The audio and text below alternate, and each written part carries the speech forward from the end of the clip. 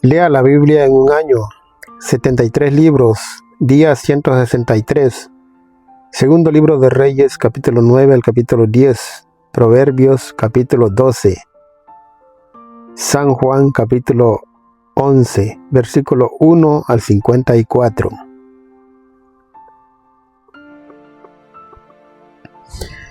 Segundo libro de los Reyes, capítulo 9. El profeta Eliseo llamó a uno de los hermanos profetas y le dijo: «Ponte el cinturón, llévate esta alcuza de aceite y parte para Ramot de Galaad. Cuando hayas llegado, busca a Jehú, hijo de Josafat, hijo de Nimsi. Acércate a él y sácalo de entre sus compañeros, llévalo a un aposento privado. Y luego toma la alcuza de aceite y derrámala sobre su cabeza, diciéndole: Esto dice Yahvé, te he consagrado como rey de Israel. Después abre la puerta y sal huyendo sin tardanza». El joven profeta partió pues para Ramot de Galaad. Cuando llegó, los jefes del ejército estaban sentados en una reunión. Dijo: «Jefe, tengo algo que decirte». Jehú respondió: «¿A cuál de nosotros?». Le dijo: «A ti, jefe». Jehú se paró y entró en la casa. Entonces el hermano profeta derramó aceite sobre su cabeza, diciéndole: «Esto dice Yahvé, Dios de Israel, te he consagrado como rey del pueblo de Yahvé de Israel. Tú castigarás a la casa de tu señor Ahab. Haré pagar a Jezabel la sangre de mis servidores, los profetas, y la sangre de todos los servidores de Yahvé. Exterminaré a toda la casa de Ahab, eliminaré a todos los varones de la casa de Ahab, tanto al esclavo como al libre en Israel. Trataré a la casa de Ahab como traté a la casa de Jeroboam, hijo de Nabat, y a la de Baasa, hijo de Ahía. Los perros se comerán a Jezabel en el campo de Jizreel, y nadie la enterrará». Luego abrió la puerta y salió huyendo. Cuando Jehú volvió donde los oficiales de su señor, le preguntaron: «¿Qué pasa? ¿Para qué te buscaba a ese loco?». Les respondió: «Ustedes ya conocen a ese hombre y lo que dice». Pero le dijeron: «No sabemos nada, cuéntanos lo que pasó». Le respondió: «Me dijo esto y aquello», y agregó: «Esto dice Yahvé, te he consagrado como rey de Israel». Entonces, sin esperar más, todos pusieron sus mantos sobre una tarima y tocaron la trompeta, diciendo: «Jehú es rey».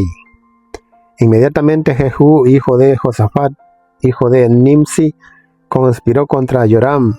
Joram, junto con todo Israel, defendía Ramot de Galaad contra el asedio de Hazael, rey de Aram. Pero el rey Joram había ido a curarse a Jizreel, porque había sido herido por los arameos, mientras combatía con Hazael, rey de Aram. Jehú dijo entonces: «Si les parece, que no salga nadie de la ciudad para llevar la noticia a Jizreel». Jehú subió a su carro y partió para Jizreel. Joram estaba en cama y Ocosías, rey de Judá, había ido a visitarlo. El vigía que estaba en la torre de Jizreel vio la tropa que venía con Jehú. Dijo entonces: «Veo una tropa». Joram le dijo: «Búscate a un jinete y mándalo a su encuentro, para que les pregunte si vienen como amigos o no». Salió a su encuentro el jinete y les dijo: «Esto dice el rey, ¿ustedes vienen como amigos?». Jehú le respondió: «¿Qué te importa a ti? Dame de vuelta y sígueme». El vigía avisó al rey: «El mensajero llegó donde ellos, pero no vuelve». Enviaron a un segundo jinete, que al toparse con la tropa les dijo: «Esto dice el rey, ¿ustedes vienen como amigos?». Jehú le respondió: «¿Y a ti qué te importa? Dame de vuelta y sígueme». El vigía avisó al rey diciéndole: «Llegó donde ellos, pero no regresa, Por la manera de montar, diría que es Jehú, hijo de Nimsi, cabalga como un loco. Entonces Joram dijo: enganchen los caballos, y los engancharon a su carro. Joram, rey de Israel, y Ocosías, rey de Judá, fueron a encontrar a Jehú, cada uno en su carro, y se toparon con él en el campo de Nabot de Jezreel. Cuando Joram vio a Jehú, le dijo: Jehú, ¿vienes como amigo? Pero éste le respondió: ¿puede haber paz mientras perduran las prostituciones de tu madre Jezabel y sus muchas hechicerías? Entonces Joram dio media vuelta y emprendió la fuga, gritándole a Ocosías: nos has traicionado, Ocosías. Jehú tendió su arco y disparó una flecha a Joram, que le penetró por la espalda y le atravesó el corazón. El rey se desplomó en su carro. Jehú dijo entonces a su escudero Bidkar: tómalo y échalo en el campo de Nabot de Jezreel. Acuérdate de la palabra que Yahvé pronunció en su contra, cuando tú y yo cabalgábamos detrás de su padre Ahab. Ayer vi la sangre de Nabot y la sangre de sus hijos, oráculo de Yahvé. Yo te la haré pagar en este campo. Tómalo pues y tíralo en ese campo, como dijo Yahvé. Al ver todo eso, Ocosías, rey de Judá, se había dado a la fuga por el camino de Bet-Hagán. Jehú lo persiguió: maten a ese también.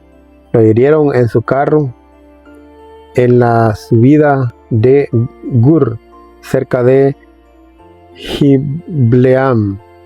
Se refugió en Megiddo y allí murió. Sus servidores lo llevaron en carro a Jerusalén, donde lo enterraron en su tumba en la ciudad de David. Ocosías había comenzado a ser rey de Judá el año 11 de Joram, hijo de Ahab. Jehú entró en Jezreel. Jezabel ya conocía la noticia, se pintó los ojos, se arregló el cabello y se asomó a la ventana. Cuando Jehú traspasaba la puerta de la ciudad, le dijo: ¿cómo te va, Zimri, asesino de tu señor? Él levantó la vista hacia la ventana y exclamó: ¿quién está conmigo? Inmediatamente se inclinaron 2 o 3 sirvientes y dijo: láncenla por la ventana.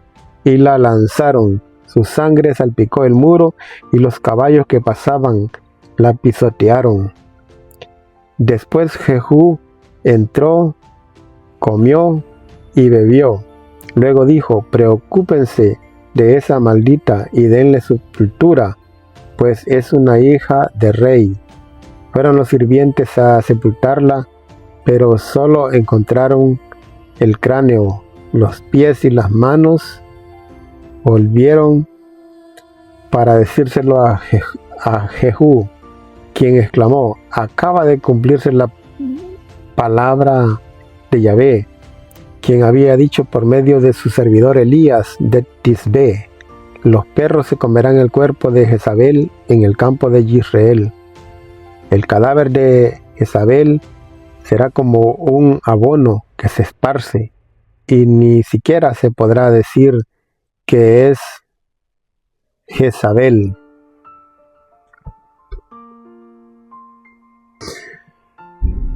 Vivían en Samaria 70 hijos de Ahab. Jehú escribió unas cartas y las envió a Samaria. Mandaba decir a los jefes de la ciudad, a los ancianos y a los que educaban a los hijos de Ahab: ustedes tienen a los hijos de su amo carros y caballos. Su ciudad está fortificada y ustedes tienen armas. Pues bien, cuando reciban esta carta, elijan al mejor y más valiente de los hijos de su amo, instálenlos en el trono de su padre y prepárense para luchar por la casa de su amo. Quedaron aterrorizados y se dijeron: si 2 reyes no fueron capaces de hacerle frente, ¿cómo podremos hacerlo nosotros? El mayordomo del palacio, el gobernador de la ciudad, los ancianos y los que educaban a los hijos del rey dieron a Jehú esta respuesta: somos tus servidores y haremos todo lo que nos pidas. No proclamaremos rey. Haz lo que mejor te parezca. Jehú les escribió entonces una segunda carta en la que les decía: si están conmigo y están dispuestos a servirme, tomen las cabezas de los hijos de su amo y vengan a verme mañana a la misma hora en Israel. Los hijos de los reyes eran 70 y eran educados por los nobles de la ciudad. Cuando recibieron la carta, apresaron a los hijos del rey, degollaron a los 70, pusieron sus cabezas en unos canastos y se las enviaron a Israel. Llegó un mensajero a avisarle a Jehú: acaban de traer las cabezas de los hijos del rey. Jehú respondió: hagan con ella 2 montones a la entrada de la puerta de la ciudad hasta mañana. La mañana siguiente Jehú salió y se presentó ante el pueblo diciéndole: ustedes no han cometido delito alguno, mientras que yo conspiré contra mi señor y le di muerte.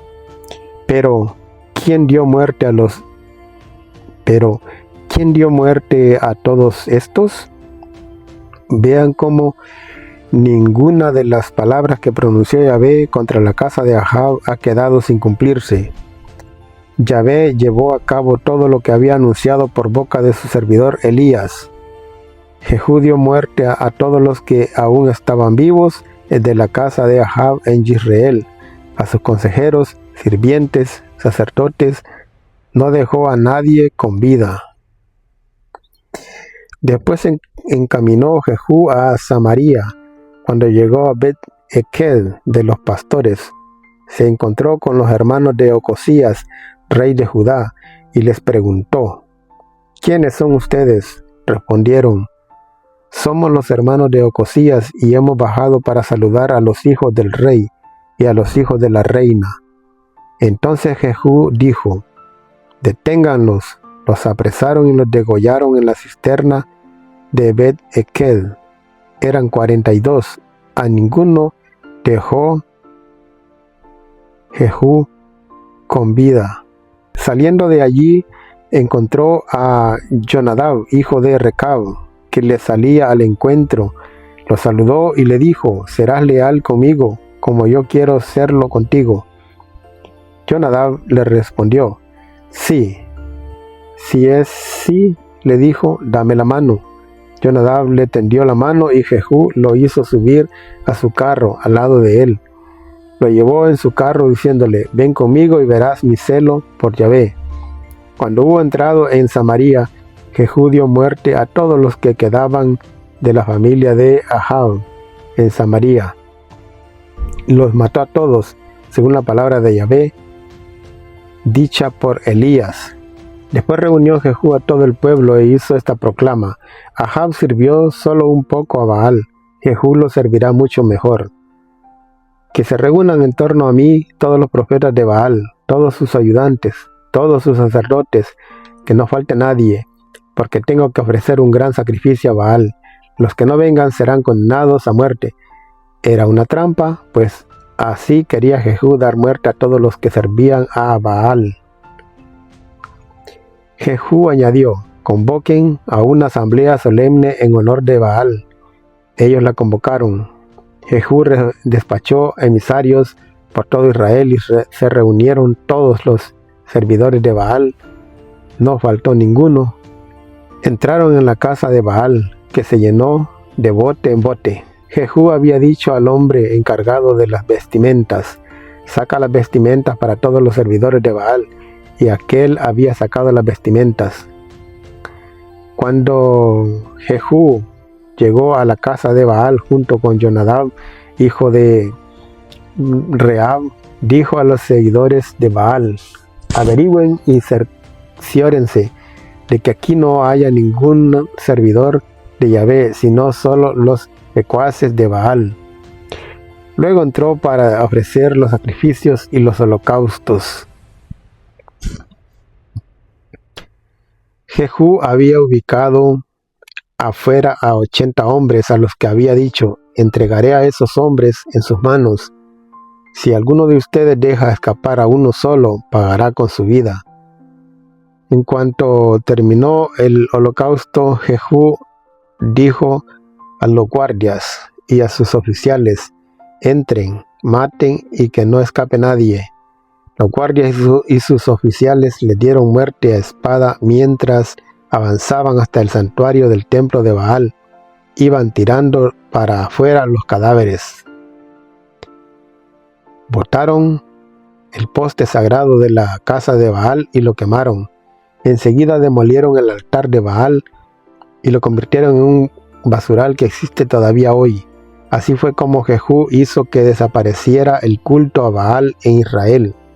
Sin embargo, Jehú no se apartó de los pecados a los cuales Jeroboam, hijo de Nabat, había arrastrado a Israel, a saber, los terneros de oro que estaban en Betel y en Dan. Yahvé dijo a Jehú: ya que has actuado bien, ya que has hecho lo que es justo a mis ojos y has llevado a cabo todo lo que había decidido en contra de la casa de Ahab, tus hijos reinarán en Israel hasta la 4ª generación. Pero Jehú no se preocupó de caminar con todo su corazón según la ley de Yahvé, Dios de Israel. No se apartó de los pecados a los que Jeroboam había arrastrado a Israel. Por esos días Yahvé comenzó a reducir el territorio de Israel.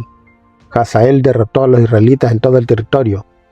Al este del Jordán, en el territorio de Galaad, en el de Gad, Rubén y Manasés, desde Aroer, que está encima del torrente Arnón, que es una palabra, en Galaad y en Basán. El resto de las naciones de Jehú, todo lo que hizo y toda su valentía, está escrito en el libro de las crónicas de los reyes de Israel. Jehú se acostó con sus padres y lo enterraron en Samaria. En su lugar reinó Joahaz, su hijo. Jehú había reinado en Israel desde Samaria durante 28 años. Proverbios capítulo 12. El que acepta que lo corrijan, ama el saber. El que aborrece la represión es un tonto. Yahvé favorece al que es bueno, pero condena al hombre con dobles intenciones. El que hace el mal no está nunca seguro. El justo, en cambio, está bien arraigado. Una mujer valiente es el orgullo de su marido. La que no sabe tener vergüenza es un cáncer en los huesos. Los justos tratan de hacer el bien. Los proyectos de los malos no son más que engaño. Son trampas las palabras de los malvados, pero los hombres rectos tienen la respuesta para escapar. Los malvados se tambalean, desaparecen, pero la casa de los justos permanece de pie. Se aprecia a cada cual según su buen criterio. El que habla con doblez será despreciado. Más vale no tener títulos, pero tener un servidor que dárselas de grande y que le falte el pan. El justo tiene atenciones hasta con sus animales. El malvado, en cambio, no tiene entrañas. El que cultiva su campo tendrá pan, carece de buen tino el que persigue ilusiones. Las ambiciones del malo le acarrean desgracias. El justo, en cambio, es un árbol que fructifica. El malvado queda atrapado en sus propias artimañas. El justo se libra de cualquier problema. Al que sabe hablar no le faltará el pan. El que trabaja con sus manos será recompensado. El tonto está seguro de sus decisiones, pero el sabio atiende a los consejos. El tonto manifiesta su disgusto al instante. El hombre juicioso no da muestra de la afrenta. El hombre honrado expondrá la verdad. El testigo falso lo embrollará todo. Las palabras desconsideradas hieren como una espada. La palabra de un sabio será el remedio. La palabra verdadera se instala para siempre. Lo que es falso dura solo un momento. El embuste se aloja en el corazón de los intrigantes. La alegría en el del buen consejero. La desgracia no desanimará al justo, mientras que los malos serán colmados de males. Yahvé detesta los labios mentirosos, pero favorece a los que pronuncian la verdad. El hombre prudente no dice todo lo que sabe. Los tontos se dan prisa en manifestar sus estupideces. La mano que trabaja será quien tome las riendas, y los trabajos duros serán para el perezoso.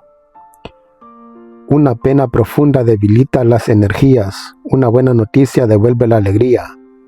El justo sabrá guiar a su prójimo, mientras que los malvados se desviarán de su camino. Para el flojo no hay asado de casa. Ser activo es el secreto de la riqueza. La vida se halla en el camino recto, el camino tortuoso conduce a la muerte.